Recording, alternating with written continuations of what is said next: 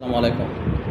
এবারের ষড়যন্ত্রের ভয়াবহ বন্যায় কিছু দৃশ্য সবাইকে আবেগতাড়িত করেছে।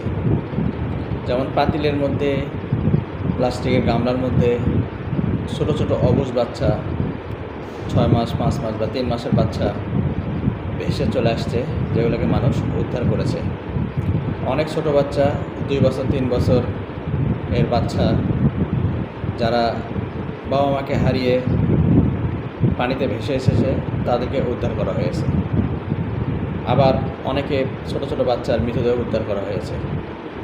যে সমস্ত মৃতদেহ উদ্ধার করা হয়েছে তাদের পর্ব বাদই দিলাম, কিন্তু যে ছোট ছোট বাচ্চা যাদেরকে উদ্ধার করা হয়েছে, যাদের মা বাবা বেঁচে আছে কি নাই, একবার নিজের বাচ্চার জন্য ওই অবস্থায় কল্পনা করে দেখেন তো, কতটা কষ্টের, কতটা ভয়ঙ্কর সেই অবস্থা।